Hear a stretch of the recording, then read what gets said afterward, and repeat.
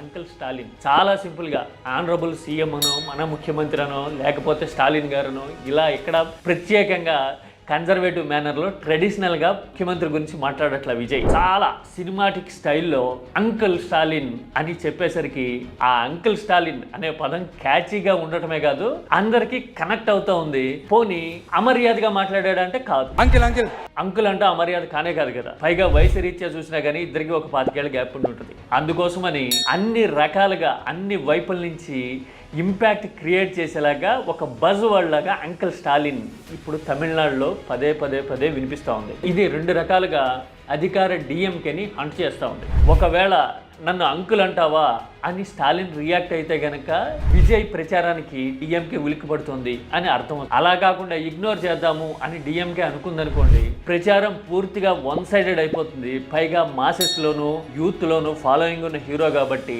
అందరూ ఇక అంకుల్ స్టాలిన్ అని నెక్స్ట్ లెవెల్లో గోడ పోస్టర్లు వేయటము, సోషల్ మీడియాలో వీడియోలు చేయటము, పీకలు ఈలలు పెట్టి అంకుల్ స్టాలిన్ లాంటి సౌండ్స్ చేయటం లాంటివన్నీ మొదలు పెట్టాలి అనే క్యాంపెయిన్ కూడా సిద్ధమైపోతుంది. అంటే ఈ లెక్కన రియాక్ట్ అయినా ఇబ్బందే, రియాక్ట్ కాకపోయినా ఇబ్బందే.